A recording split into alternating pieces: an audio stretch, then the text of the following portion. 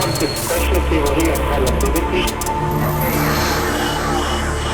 vida en Marte? Hemos estado hablando de las enfermedades.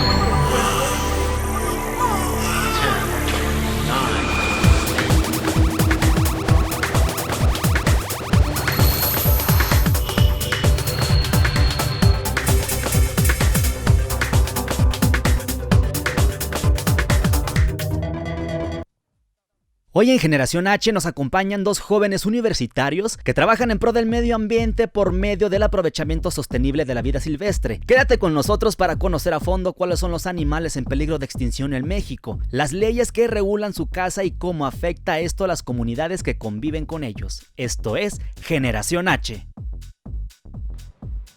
Hola, ¿cómo están? Me da mucho gusto darles la bienvenida. Soy Emilio Saldaña, el Pisu, y esta es una edición más de Generación H. Estamos transmitiendo en vivo desde los estudios de Heraldo TV y además, como vieron ya, tenemos un programa espectacularmente interesante porque, mal que bien, a todos nos gustan mucho los animales. De hecho, si de algo tenemos llenas nuestras redes sociales, es precisamente de animalitos hermosos.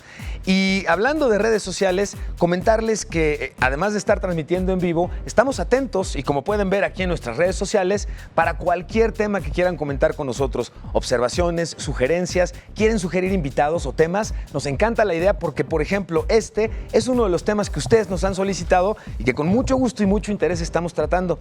Y, como les platicábamos ya y les presumíamos, tenemos a un par de invitados realmente, pues, de lujo, y yo quiero, además de darles la bienvenida, presentárselos, pidiéndoles por favor su nombre y su carrera, por favor. Claro que sí, mucho gusto. Mi nombre es Paulina Díaz. Yo estudié biología y también tengo una maestría en el posgrado de ciencias biológicas. De ciencias biológicas. Bienvenida, Paulina. Muchas gracias. Señor. Soy Jesús Corona, soy de la licenciatura en hidrobiología y bueno, un saludo a la UAM Iztapalapa. Un saludo a la UAM Iztapalapa y además agradecerle porque nos ha hecho ya el favor de acompañarnos antes, así que si lo perciben familiares, porque es prácticamente de casa y nos da mucho gusto tenerlo nuevamente con nosotros. Y el tema de hoy es bien interesante y me gustaría, si están de acuerdo, que partiéramos, y ayúdenme ahí, a ir de lo general a lo particular en la importancia de la diversidad biológica. En efecto, yo decía en la introducción, a todos nos gustan los animales, pero me parece que no conocemos correctamente cuál es el entorno alrededor de qué tipo de especies sí, qué tipo de especies no. Y me parece que incluso tenemos una cultura muy laxa en el sentido de, pues mira, en la medida en la que me lo compraron y en la medida me lo vendieron, pues, alguien de confianza, y en la medida en la que lo vamos a cuidar y lo vamos a querer mucho, ¿cuál es el problema? ¿No? Creo que el se me hizo fácil sea uno de los retos relevantes que hay normalmente en este tema. ¿Ustedes cómo lo perciben? Pues, Bueno, sí. Bueno, primero que nada, México es un país mega diverso, ¿no? Tenemos un montón de especies muy bonitas, muy particularmente apreciadas alrededor del mundo, ¿no? Entonces, en México, últimamente ha aumentado el querer tener estas especies como propios, porque son bonitos, porque tienen características de comportamiento que nosotros apreciamos como humanos, ¿no? Sí. Pero viene esta parte, ¿no? Viene la parte de cuándo son legales y cuándo no son legales, ¿no? Ok, bueno, para tener cualquier animal de vida silvestre es necesario contar con documentación que avale su legal procedencia. Es importante aclarar que sí está permitido tener animales de fauna silvestre como mascotas, pero estos necesitan de la documentación que avale su legal procedencia, como acabo de mencionar, y también de registrarlos en Semarnat. Puede ser precisamente como mascotas o tener registrado una UMA o un PIMS. Entonces es muy, muy importante aclararlo porque hay mucha gente que no sabe que se necesitan documentos para tener una serpiente o para tener un ave, un animal silvestre. Y creo que aquí empieza un poquito la distancia entre me encantaría estar legal y el ni siquiera sabía que requería de un permiso. ¿Cuándo consideramos que animales que podamos tener se consideran de fauna silvestre? Es decir, un gato, un perro, esos son un chango. ¿Cuáles son, cuáles no? ¿En dónde podemos recurrir la ciudadanía en general para entender esto? Bueno, de entrada, un gato o un perro son más bien animales domésticos, ratoncitos, quizá cuyos, pero ya cuando hablamos de especies exóticas, son especies sacadas de vida silvestre, Sí. pueden estar domesticadas y estas ya cuando nosotros las tenemos son especies exóticas que tenemos como mascotas. Y ojo, me acuso y me nombro como representante de los usuarios en general, quien guste apoyarse en mi postura, adelante, pero tengo que preguntar por todos. ¿Qué entendemos por exótico? ¿Que tenga muchísimos y variados colores y copetuda la cabeza o que sea muy extraño? ¿O qué se entiende por exótico? Pues el término correcto de exótico es un ejemplar de vida silvestre Ajá. que no está dentro de su distribución natural. Por ejemplo, Ok, las pitones regularmente son asiáticas o africanas ok, y se consideran aquí en México exóticas porque no tienen su distribución natural, ¿no? ok. Básicamente ese sería el término correcto de considerar a una especie exótica. Mucha gente piensa que exótico quiere decir raro o que tiene muchos colores, por ejemplo, como acabas de mencionar. Sí, ¿no? sí. Pero no, básicamente tiene que ver con que está fuera de su distribución natural. ¿Cuál es el...? Esta es más filosófica a lo mejor, Paulina, pero ¿cómo ha ido dándose y evolucionando la relación de la humanidad o del ser humano con la flora y la fauna? ¿Cómo nos relacionamos hoy con ella? ¿Ha cambiado demasiado de muchos años hacia atrás al día de hoy? ¿Cuál es el impacto? Pues bueno, desde que los humanos habitamos la Tierra, hemos tenido diferentes usos de esta flora y de esta fauna. Al principio quizá era como, vamos a hablar de pieles, ¿no? Para cubrirnos, ¿no? Sí, correcto. Vamos a hablar de alimentación. Últimamente esto por supuesto se ha diversificado y esto que antes usábamos como para cubrirnos, ahora lo usamos como quizá moda, ¿no? Sí, sí. Entonces ha evolucionado y ha tenido sus bemoles.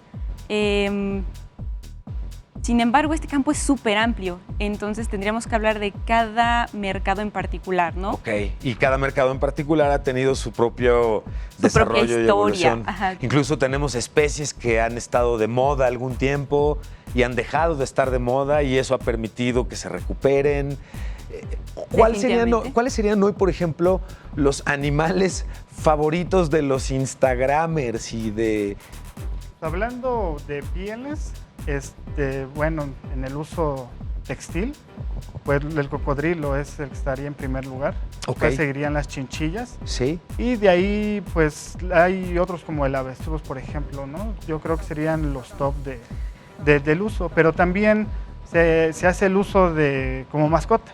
Ajá. Y varias especies de reptiles tienen pues bastantes adeptos. Sí. Entonces, pues hay un mercado legal que permite esto, pero también cuando el usuario no es consciente del impacto que tiene en la compra de este tipo de animales, Sí. pues puede ocasionar un impacto negativo, ¿no? Aquí tocas un tema bien interesante. En redes sociales, de nuevo, hay varias tendencias relacionadas con el gusto y la pasión por los animales. Y ahorita que estabas comentando esto, me vino a la cabeza, hay una cuenta de Instagram que es muy famosa porque es la cuenta de Instagram de una iguana, que es Bob la iguana, una cosa así, al que le dan un trato de mascota como si fuera un perrito y lo sacan a pasear con correa y ves fotos de la dueña acurrucándose y viendo la tele con él. Y aquí lo relevante y lo que quiero traer a colación es que la dueña dice que esta cuenta la sacó en el afán de promover la conciencia de la importancia que puede tener o de lo factible que puede ser tener una iguana como mascota. ¿Qué pasa cuando metemos a un animal exótico a un entorno que le es de manera natural distinto?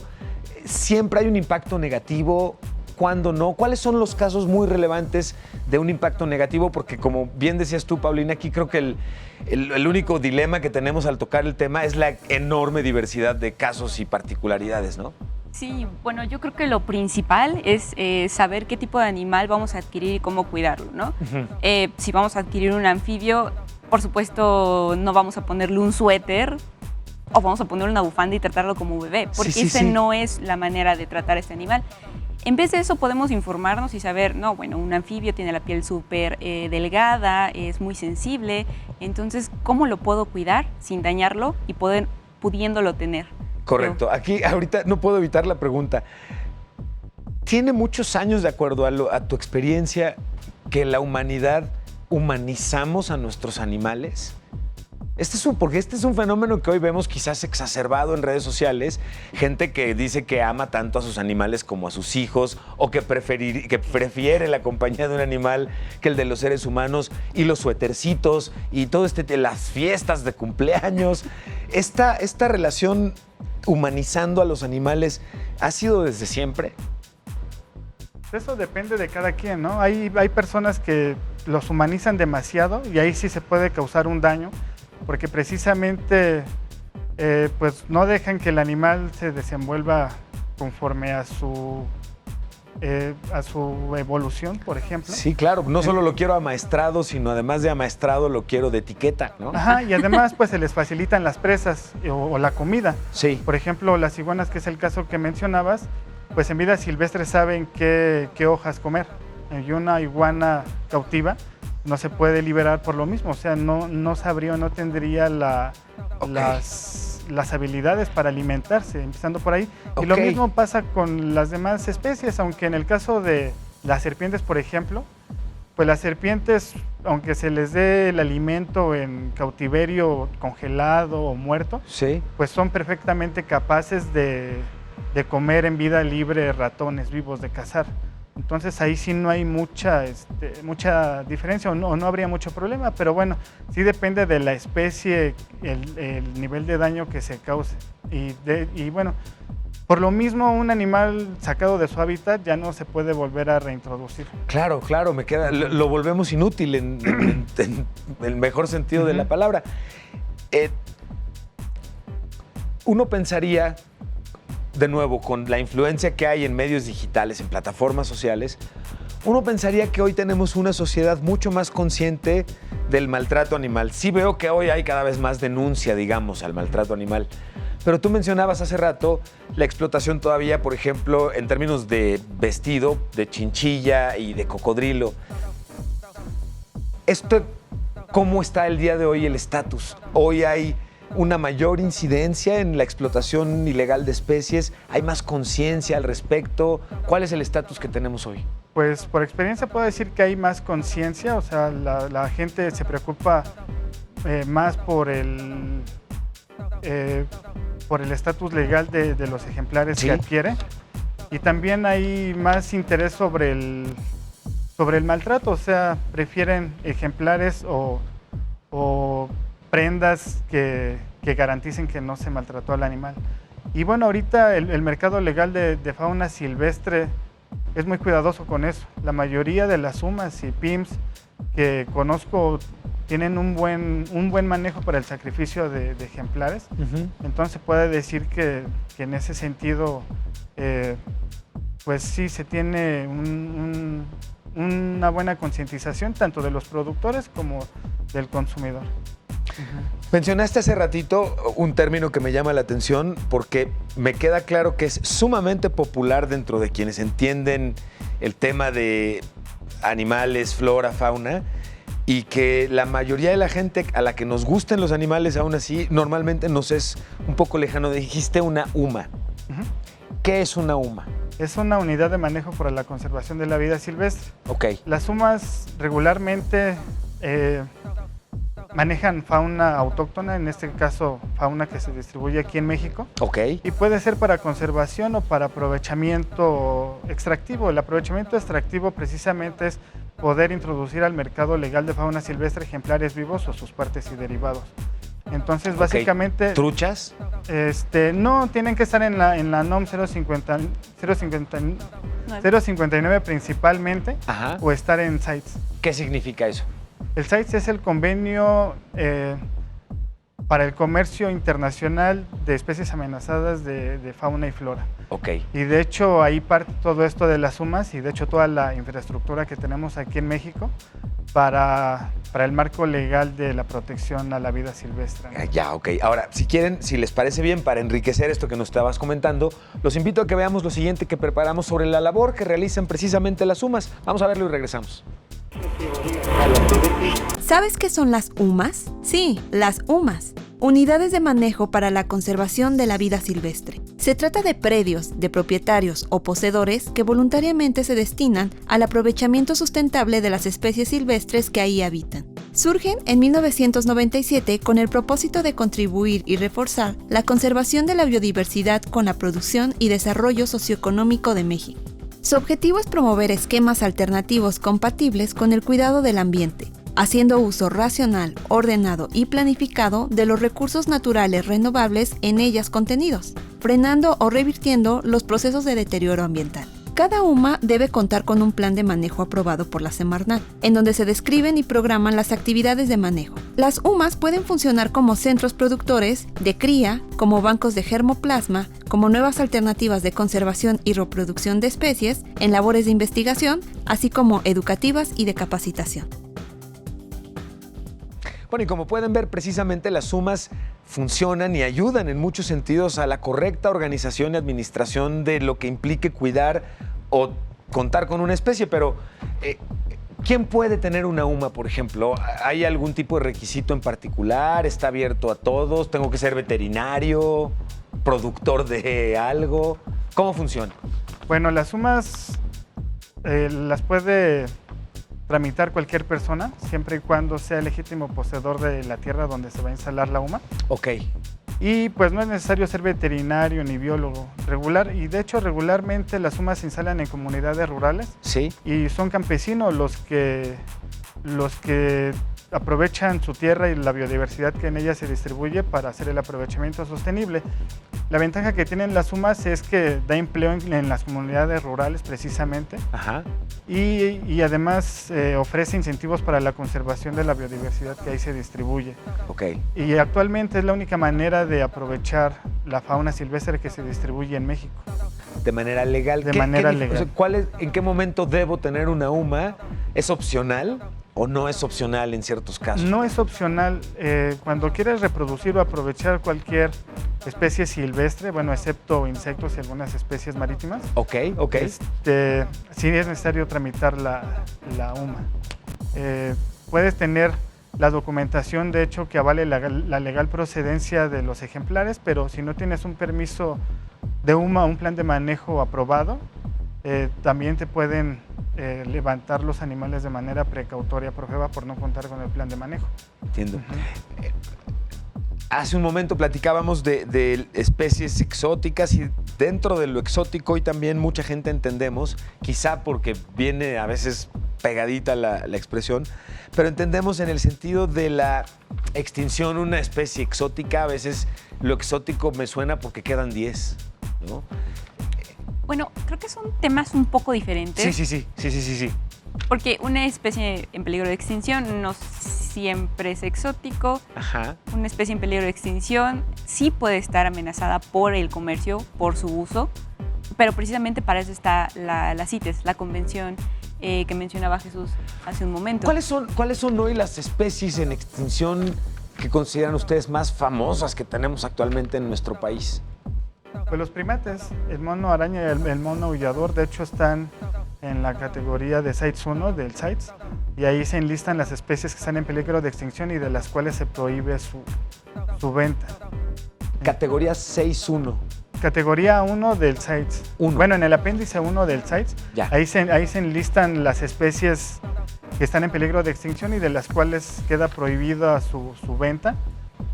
Tanto si se producen en cautiverio como en vida libre, solo se permite en casos excepcionales.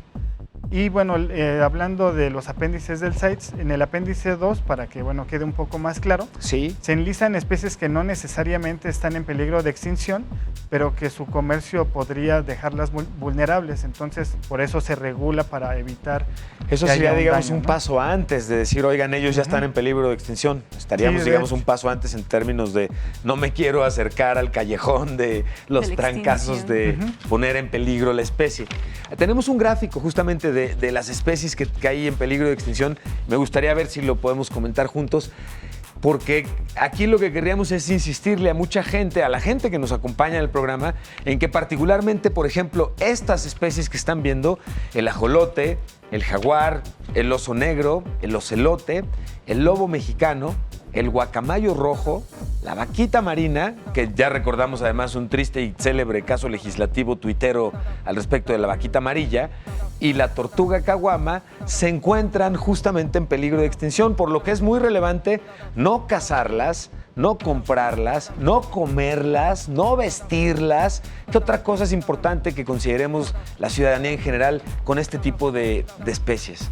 Bueno, ahí es necesario tener un poco de información porque, por ejemplo, en el caso del ajolote, que es el Ambisoma mexicanum, sí, gracias al aprovechamiento comercial y sostenible de esta especie no se ha extinto.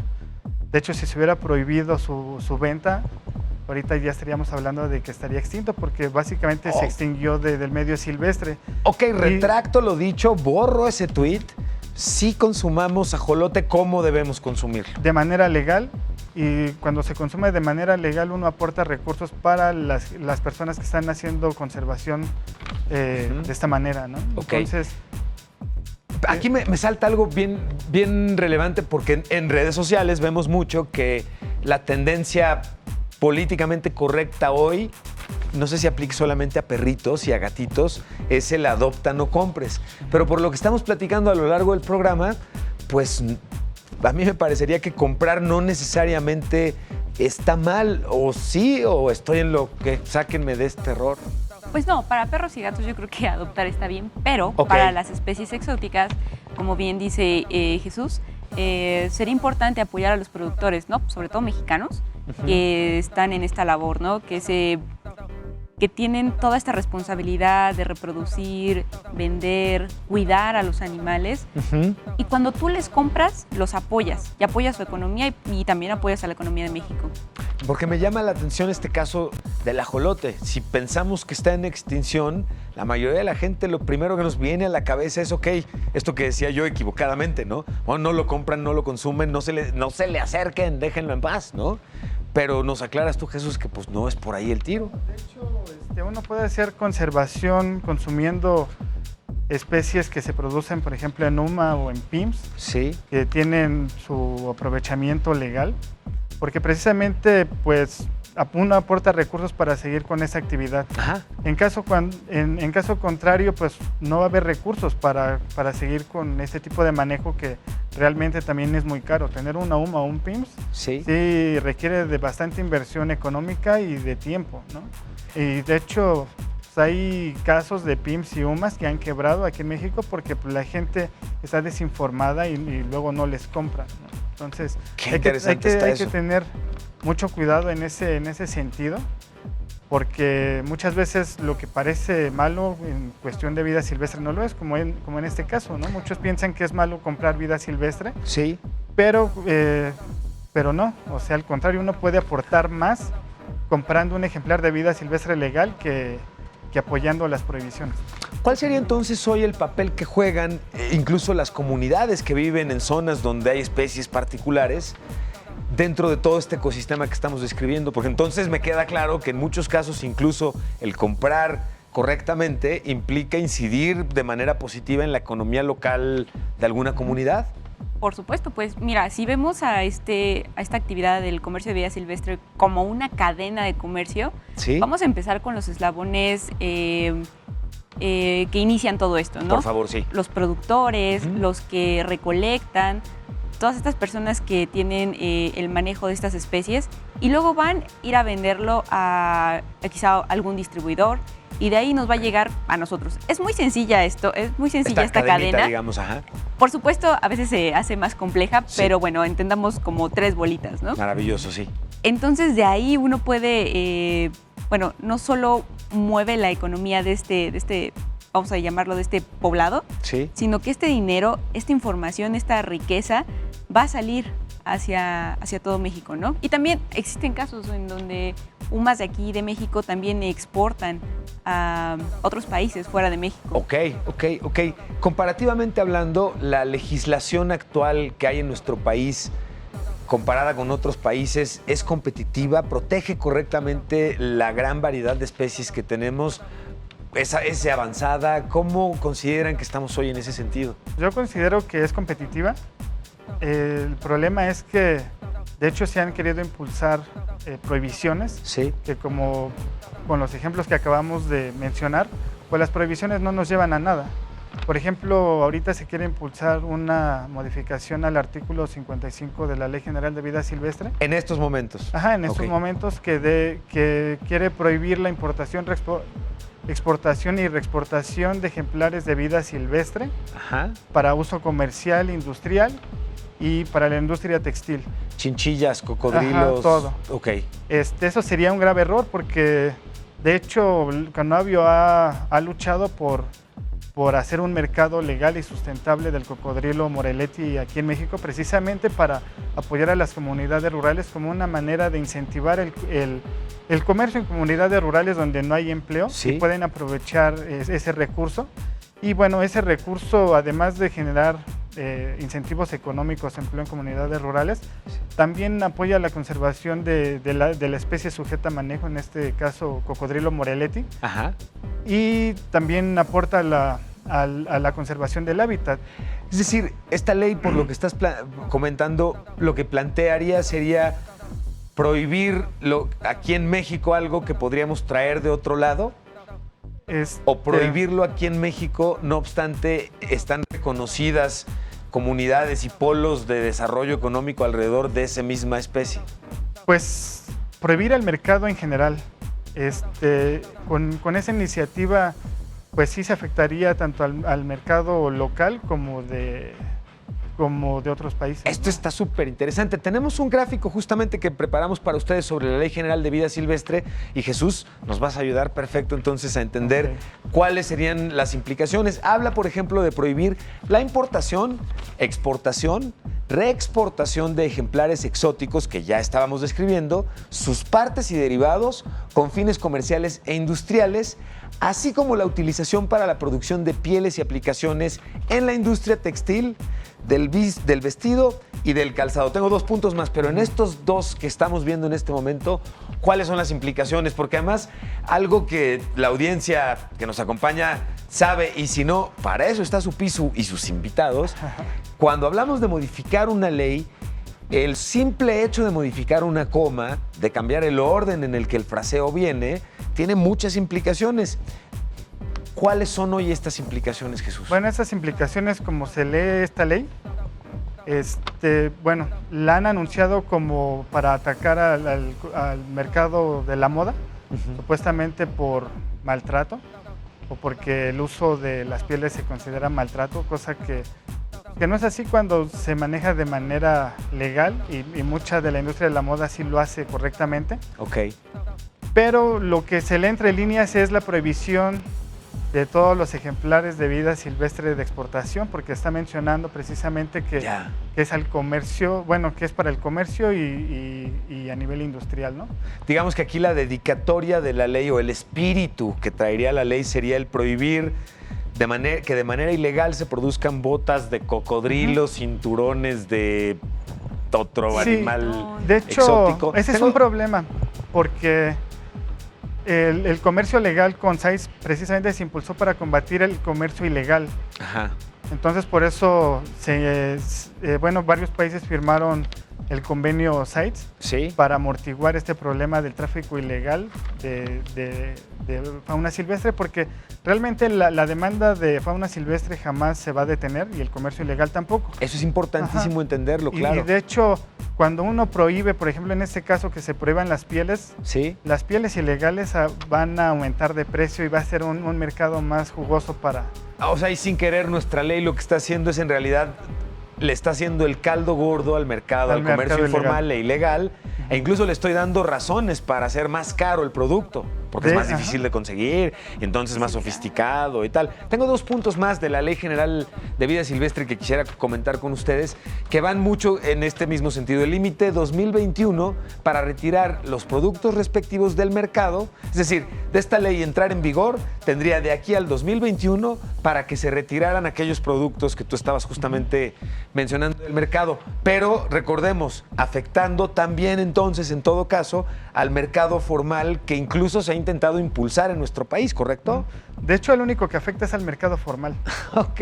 Es que así pasa muchas veces con la legislación, pues. El mercado ilegal, esta ley no le hace nada. La prohibición a la ilegalidad. Lo impulsa. lo único que va a hacer es impulsarlo. A los únicos que va a afectar es a los productores que llevan muchos años trabajando, por ejemplo, con cocodrilo y otras especies que han logrado salvar las poblaciones silvestres y el hábitat de esta especie principalmente. Y de hecho, Conavio tiene muchos años trabajando para trabajar con las poblaciones silvestres de cocodrilo a fin de darles mayor protección y generar empleo en las comunidades rurales. Chamba Entonces, que le echarían en reversa de aprobarse la ley tal como se está empezando a plantear ahorita, ¿correcto? De hecho, pues esta ley va en contra de todo lo que es en contra de todo lo que ha trabajado México en cuestión de vida silvestre y de conservación, porque va directamente sobre el convenio CITES. Déjame pongamos pausa en esta parte del tema para seguirlo comentando, pero déjenme invitarlos a que hagamos un corte. Recordarles que estamos transmitiendo completamente en vivo desde los estudios de Heraldo TV. Recordarles que nuestra transmisión la pueden ver por Easy, la pueden ver también en línea. Y por cierto, además de que estoy presumiéndoles de este lado mis redes sociales y las redes sociales del programa para que sigamos conversando y escuchando nosotros qué es lo que quieren ustedes ver aquí en el programa, recordarles que, como ya lo saben, por cierto, estamos de manteles largos en el Heraldo, estrenando también radio. Y el Heraldo hoy está en radio en la Ciudad de México en el 98.5 del FM y en Guadalajara en el 100.3, así que los invitamos a que sintonicen también el radio y que sigan, por cierto, acompañándonos a nosotros. Los invito, hagamos un corte y regresamos, continuamos con el programa.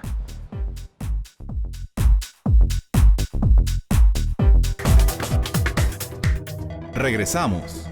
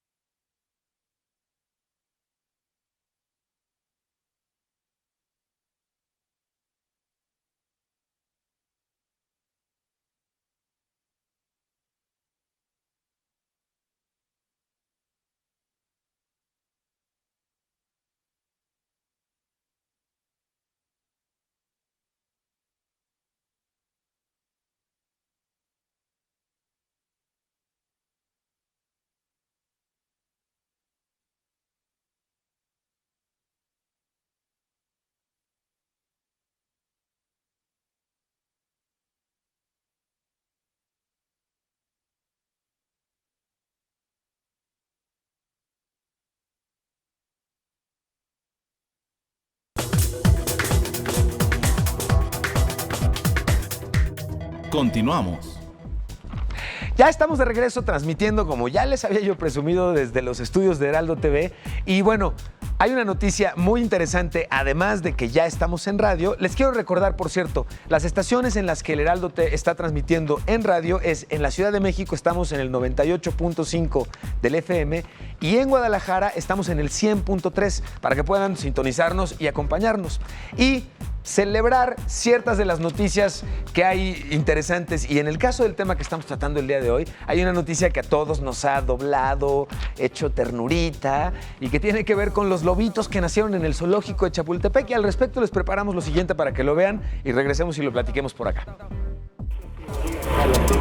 Un logro para la conservación de especies ha tenido lugar en el bosque de Chapultepec de la Ciudad de México.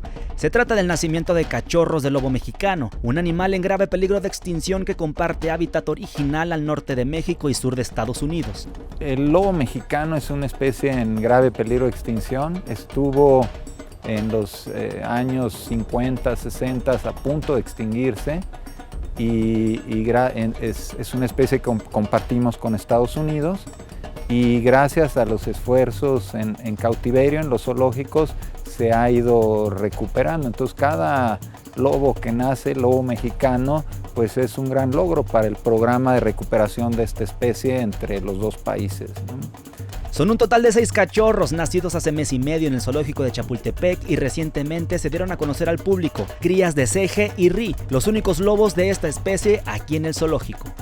Nació una camada de lobo mexicano en el zoológico de Chapultepec, de los papás ceje y ri, y son un macho y 5 hembras. Los cachorros, que aún no cuentan con nombre cada uno, gozan de buena salud y están en periodo de lactancia al total cuidado de sus padres, bajo también supervisión de médicos veterinarios. Y nosotros solamente intervenimos, obviamente, para proporcionar las dietas, pero también hace 2 días se les hizo su primer examen clínico. Como veterinarios también los tenemos que atender. Se pesan 4 kilos en promedio más o menos cada uno, y se les pusieron sus primeras vacunas. Tenemos un programa de medicina preventiva. Se estima que una vez cumplida su etapa en cautiverio y estén en etapa reproductiva, podrían ser enviados a vida libre en su hábitat con su debido monitoreo. Estos 6 cachorros se suman a los únicos 380 lobos mexicanos que existen entre México y Estados Unidos, y de ellos solamente 150 se encuentran en vida silvestre. Con imágenes de Martín Solano para el Heraldo de México Televisión, Antonio Anistro. Es una noticia linda por muchos sentidos y por supuesto en términos de conservación es un gran éxito, y felicitamos mucho a todas las personas que estuvieron involucradas en que esto fuera posible y que hoy se están encargando además de que se continúe y se mantengan. ¿Qué representa este tipo de logros, no solamente a nivel país, que por supuesto es muy relevante, sino a nivel mundial en esfuerzos de conservación? ¿Hay esfuerzos coordinados de conservación en los que nuestro país participe? De hecho, hay esfuerzos en todo el mundo. Los zoológicos regularmente bueno, mantienen una estrecha comunicación para intercambiar ejemplares para pie de cría, por ejemplo, ¿no? Mucha gente cree que los animales de zoológicos se cazan del medio silvestre, pero no, hay programas de reproducción que entre ellos se aportan. Además, la cantidad de conocimiento que se genera, que se tiene que generar para poder reproducir y mantener una especie, es increíble. Y en este caso es un gran logro. Y bueno, hay algo que a mí me gustaría adicionar. Por favor, Jesús. Dentro de las prohibiciones que muchos pretenden impulsar está el hecho de que se maneje vida silvestre en cautiverio. Ajá. Y la mayoría de los casos exitosos para salvar una especie vienen precisamente del manejo en cautiverio. Como mencionaba hace rato, el caso del ajolote, si no se manejara en cautiverio, ya se hubiera extinto. Y en el caso de la vaquita marina, si bien recuerdas, al último quisieron meterla al cautiverio para intentar su reproducción controlada, pero ya fue demasiado tarde. Ya era muy tarde. Ajá, pero ese es un gran ejemplo, es cierto, tienes toda la razón. Ajá, y si lo hubieran hecho antes, quizá con la vaquita marina, se hubiera tenido la experiencia y los ejemplares suficientes para poder hacer algo, pero pues ya lo hicieron cuando ya quedaban pocas, ya realmente el pie de cría era muy limitado y bueno, las especies, los ejemplares que se sometieron a este manejo, pues después de vivir en vida libre, pues obviamente les afectó el cautiverio, pero si se hubiera hecho desde antes, hubiera sido un buen instrumento para lograr su conservación. Oye, pero qué interesante esto que nos estás comentando, Jesús, porque como ya lo he dicho desde el principio, la mayoría de la gente lo que creíamos, somos como muy radicales en el poco entendimiento que tenemos de todos estos temas, a nivel general pues, y cuando tú me dices que un animal está en peligro de extinción, lo primero que me viene a la cabeza es no lo toques, no te acerques, déjenlo en paz, ¿no? Porque el ser humano somos la cosa maligna que los acaba, los explota, no los considera y tal, y de inmediato dices, bueno, extinción, ni nos acerquemos. Qué relevante es más bien entender en qué momento el involucrarnos sea una de las garantías para que una especie pueda preservarse y no dejarla abandonada, y ese abandono sea lo que provoque su extinción, que el caso del ajolote habría sido dramático que eso hubiera sucedido. Con el paso del tiempo, la llegada de las redes sociales que hemos comentado y la influencia o la incidencia que han tenido entre la ternura que provocan, el ayudar a generar un poco de conciencia en términos de vida silvestre, del respeto a los animales, del respeto a las especies y todo esto, también hemos visto cómo ha ido evolucionando la manera en la que las especies hoy pueden ser presentadas a nosotros, con lo muy gordos que nos han caído los zoológicos tradicionales, porque cada vez más, pues el zoológico tradicional nos regresa o nos trae la imagen de una jaula con todo lo que implica una jaula, ¿no? El aislamiento, la soledad, la tristeza, el poco espacio, de animales que típicamente, pues sí se vuelve una escena triste saber que estás viendo un animal que vivía en una estepa, que tenía hectáreas para desarrollarse y para vivir, y hoy lo estás viendo en una jaula espantosa de 3x3 o de 2x2 o de 6x6. Pues queda claro que están confinados y no retratan mucha felicidad. ¿Cómo va evolucionando hoy este nuevo concepto de los zoológicos? ¿Es bueno, es grato que haya zoológicos más, cuál sería la palabra correcta, inclusivos o conscientes con el ambiente? Pues son necesarios porque, bueno, como hemos estado comentando, pues aportan mucho a la conservación de las especies porque tienen ahí el germoplasma y el pie de cría para poder evitar la extinción de ciertas especies. Y bueno, también toda esta mejora que se ha hecho de los zoológicos es parte de la experiencia que se tiene en el manejo de vida silvestre. ¿Y si es una mejora, Paulina? Es decir, a los animales que vamos y vemos en estos zoológicos que no tienen jaulas y que están más acercados a lo que sería un concepto de en donde estaban, ¿en efecto los animales viven mejor? Bueno, para empezar, si pensamos en un animal de zoológico, ellos tienen un veterinario especialista para su cuidado, ¿no? Entonces, partiendo de ahí, en el medio silvestre, pues no tienen este veterinario, ¿no? Que vaya y los vea. En el zoológico lo tienen. Que esa sí es una ventaja. Eso es una ventaja enorme, ¿no? Además, el conocimiento que se genera de este cautiverio obviamente se aplica sobre los mismos animales. Uno puede estudiar nuevas enfermedades si los tiene pues cerca de uno, ¿no? Los puede estudiar, los puede tratar. Sí. Es una gran ventaja. Ok, porque había sido también polémico en el sentido justamente de el que estuvieran en un espacio más abierto. Me parece que generalizamos mucho en la gente, pues, ¿no? Pareciera que están más olvidados. Sí, como a manera de anécdota, fui al, creo que, no recuerdo el nombre, pero fue en el zoológico de Chapultepec. Tienen una exposición de tarántulas. ¿no? Entonces, básicamente las tienen en cajas pequeñas, ¿no? Como hexagonales, correcto. Sí. Entonces, escuché un comentario de cómo es posible que la bueno, le dijeron araña, que la araña estuviera en un lugar tan pequeño. Pero lo que uno igual no dimensiona es que un animalito de estos lo que hace es básicamente estar en su guarida, salir, cazar y se regresa. Entonces realmente este espacio es el adecuado para este tipo de animal. Así ocurre con otros animales, ¿no? En muchos casos entonces no es que el espacio sea cruelmente chiquito para un animal. No, de hecho, si fuese más grande, a la tarántula le costaría trabajo salir y buscar el alimento. ¡Ay, qué interesante es eso! Bueno, los invito a que veamos juntos porque precisamente uno de estos ejemplos de este tipo de zoológicos es precisamente African Safari. Vamos a ver qué hay sobre African Safari y esfuerzos de conservación.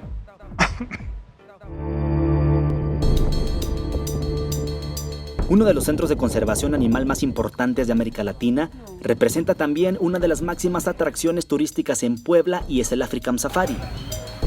Desde su fundación hace 47 años a la fecha, han contribuido con distintos programas y organizaciones de la sociedad civil para colaborar en la reducción del número de animales en peligro de extinción en México y en los 5 continentes. Actualmente, African Safari cuida a más de 5,000 animales, pasando por jirafas, elefantes africanos, el águila real, hipopótamos, leones y más de 450 especies diversas. Al ser atractivo turístico, también llevan el mensaje a los visitantes sobre la importancia de cuidar la vida animal. A final de cuentas, yo creo que la riqueza de nuestro país reside en la riqueza biológica y cuando aprendamos a cuidarla y a respetarla, pues creo que también va a elevar mucho nuestro modo de vida, ¿no? Como mexicanos. Sin embargo, los esfuerzos, aseguran, no pueden llevarse a cabo de manera solitaria.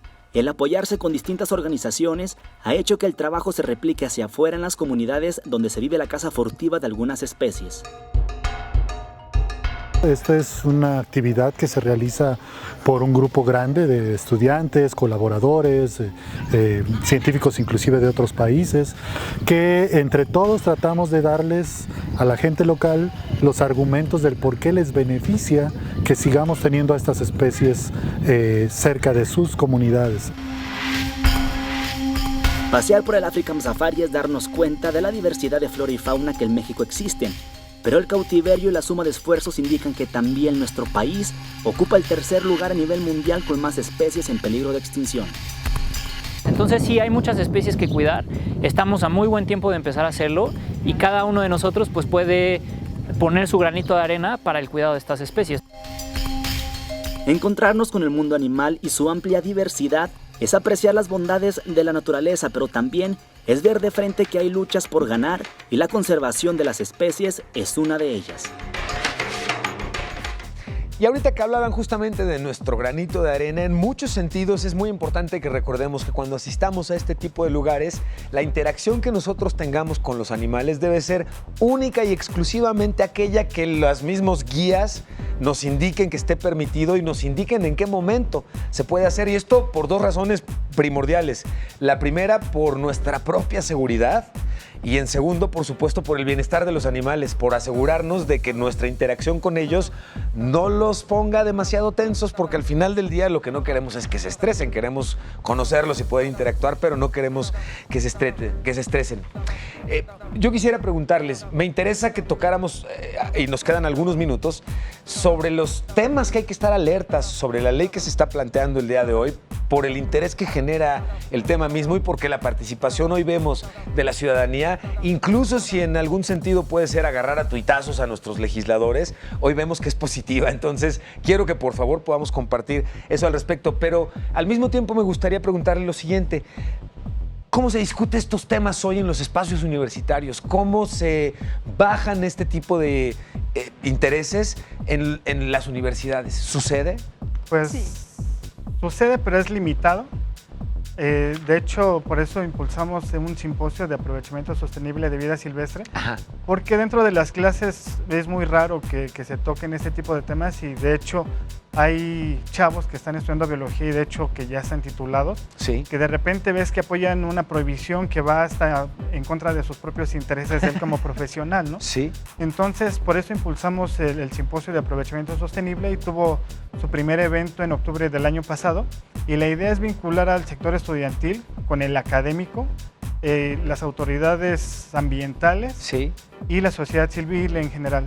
¿Responden bien las autoridades a este tipo de iniciativas? ¿Les gusta? ¿Nos pelan como jóvenes? Sí, de hecho hemos tenido respondió. muy buena aceptación por parte de algunos funcionarios de Semarnat, de Profepa, de Conavio, de la ¿De CONAM. esta administración? De esta administración, bueno, apenas lo vamos a aprobar en el siguiente simposio, pero Ok, de que la administración ya están pasada. invitados y está Ajá. invitado, por supuesto, Generación H para que Sí, vayamos al de hecho, simposio. pues sí, ese es uno de los otros programas que tenemos que hacer para hablar, o bueno, No, ahí para darle estaremos, señor, continuidad. ahí estaremos con mucho gusto. Y también, pues, parte de esto nos gustaría también, pues, hablar de manera más extensa sobre los beneficios de las UMAS y los PIMS para generar empleo, de hecho, en jóvenes. Claro. Y como un instrumento de conservación efectivo. Entonces, Sí.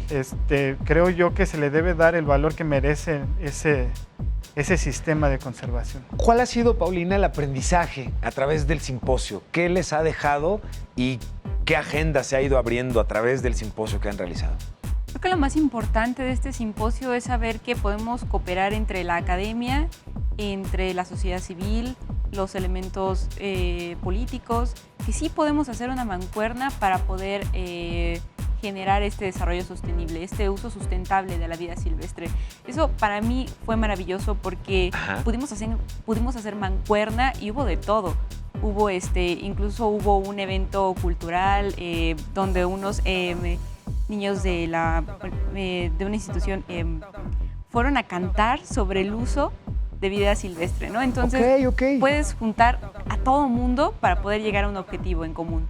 Porque aquí hay algo que es una realidad. Hay gente genuinamente interesada desde el gobierno, desde la academia, desde la industria, en que se hagan correctamente las cosas por los beneficios que ello implica. De hecho, tenemos, por supuesto, un pequeño reportaje que preparamos precisamente sobre el simposio de aprovechamiento sostenible de vida silvestre y yo me doy el lujo de usar mi hashtag favorito, superen eso novatos, porque yo tengo aquí a los invitados. Pero vamos a ver esto al respecto del simposio. La sostenibilidad tiene un papel clave como estrategia global para lograr prosperidad económica y balance ecológico. Ante la creciente demanda de vida silvestre con fines científicos, sociales y culturales, la organización Aprovechamiento Sostenible y Biodiversidad, ASBIO, tiene la misión de promover el uso legal, regulado y sostenible de las especies silvestres. Con este propósito, se han organizado un simposio de aprovechamiento sostenible de vida silvestre. Dicho simposio es el primero en su clase y un esfuerzo en colaboración de la UAM Iztapalapa, la UNAM, la Semarnat, la Comisión Nacional de Áreas Naturales Protegidas, la Comisión Nacional para el Conocimiento y Uso de la Biodiversidad, la Procuraduría Federal de Protección al Ambiente, así como zoológicos y distintas UMA. El primer evento del simposio se llevó a cabo en octubre del 2018, en las instalaciones de la UAM Iztapalapa. El segundo se tiene programado para el mes de noviembre del 2019 en las instalaciones de la misma universidad. El simposio es abierto a todo público interesado en la diversidad biológica y temas actuales sobre el aprovechamiento sostenible, particularmente de la vida silvestre. Con el simposio se busca involucrar a los sectores estudiantiles, académicos, gubernamentales y a la sociedad civil para trabajar en colaboración conjunta a través de la promoción de voluntariados, proyectos de investigación, tesis y servicio social, entre otros, en pro de la conservación de la biodiversidad. Para conocer más sobre el simposio, puedes consultar las páginas de ASBIO. Seguir viendo nuestra transmisión en vivo. Superen eso, novatos, porque están conmigo aquí en el estudio. ¿Y cuándo se va a llevar a cabo el siguiente simposio? ¿Es anual? ¿Cómo está la organización? Se pretende que sea anual. Ahorita, como hubo una huelga en la universidad, entonces sí, eso nos complicó las fechas, pero se pretende que se realice en noviembre y queremos aprovechar para invitar a todos los que estén interesados en el aprovechamiento sostenible como estrategia de conservación, a que asistan y también a que manden trabajos en caso de que quieran participar como ponentes, ¿no? Que eso les quería preguntar, si la gente, los jóvenes que nos están viendo en este momento, es un tema que les llama la atención y quieren acercarse, quieren participar, quieren decir, oye, ¿dónde me sumo? ¿Cómo le hago? Ya comentamos y vamos a compartir también en las redes sociales de Heraldo TV las ligas para que puedan conocer más información al respecto. Paulina, ¿cuál sería la crueldad del tiempo? Siempre me resulta... Se nos acaba el programa, pero acercándonos justamente a nuestras conclusiones, ¿qué mensaje compartirías tú con los jóvenes que nos están viendo y que, como hemos visto, necesitan acercarse mucho al tema si nos interesan los animales, la vida silvestre? ¿Qué mensaje tú les compartirías? Pues primero que nada, hay que tomar decisiones informadas. Si queremos comprar un animal, está perfecto, está bien, apoyamos la economía de México. Pero primero hay que informarse, ¿no? ¿Cuáles son legales? ¿Cómo cuidarlos? Y si nosotros vamos a ser capaces de cuidarlo, ¿no? Otra cosa que es muy importante es pensar en esto. La prohibición de comercio de vida silvestre no va a acabar con lo ilegal. De hecho, puede propiciarlo, ¿no? Puede generar más casos ilegales. Sí. La prohibición no es una opción, la regulación lo es. Maravilloso, y coincido contigo. No prohibir, sí regular. Exacto. Jesús. Pues sí, lo mismo. Las prohibiciones lo único que hacen es darle valor al tráfico ilegal de vida silvestre y hay que tomar decisiones informadas y saber que esas decisiones también tienen un impacto y este puede ser positivo o negativo. Claro. Cuando tú compras un animal de una UMA o un PIMS que está haciendo conservación, el impacto va a ser positivo y tu dinero va a ir para promover esa conservación. Correctamente. Jesús, ¿no? Me quedan 2 minutitos, pero ¿cuáles serían aquellos temas que tú has ubicado y que tienes mapeados en la actual ley que, de aprobarse como está, serían un riesgo? Pues básicamente que si se llega a aprobar esta reforma a la ley, al artículo 55, que supuestamente pretende prohibir nada más el uso de pieles, ya vimos que no es así, que va a prohibir el uso de fauna silvestre en general, o como se puede leer de distintas maneras, como también comentabas, pues se pueden dar ahí algunas interpretaciones según quien la lea, ¿no? Y pueden venir de ahí prohibiciones a partir de esta redacción. ¿Hoy hay organizaciones que estén junto con ustedes de manera coordinada, revisando o apoyando a legisladores para revisar esta ley? No, estamos empezando, nos estamos apoyando en el sector académico de las universidades, de la UNAM y de la UAM principalmente. Pero sí pretendemos hacer una organización más grande donde podamos tener una mayor participación. Que esté más coordinado. Les queremos compartir, tenemos el póster del simposio que llevaron a cabo del aprovechamiento sostenible de vida silvestre.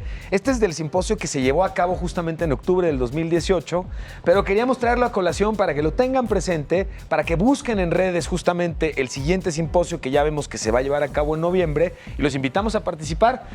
Nos acercamos al final del programa, pero quiero invitarlos a que hemos ya ido generando este ritualito del programa y de nuestros invitados, de podernos tomar una fotografía juntos para poder hacer nuestra selfie. Déjenme hacerla y poderles agradecer además que nos hayan acompañado Paulina y Jesús. Párense, por favor. Nos tomamos nuestra super selfie, que la van a encontrar en redes sociales para Super RT, y ya sabrán. A ver, espera, ahí estamos, listos. 1, 2, listo. Ay, es video, listo. Esa es como la mala broma esa. Lista nuestra super selfie. Jesús, muchísimas gracias por acompañarnos. Paulina, muchas gracias por acompañarnos. Yo les quiero dar las gracias por acompañarnos, como siempre, a esta edición del programa, a poder compartir con ustedes todos estos temas e invitarlos a que, además de que nos sigan acompañando, quédense con la transmisión que tenemos de Heraldo TV. Soy Emilio Saldaña, El Piso. Muchísimas gracias por habernos acompañado el día de hoy y nos vemos, por supuesto, mañana. Hasta mañana. Muchas gracias.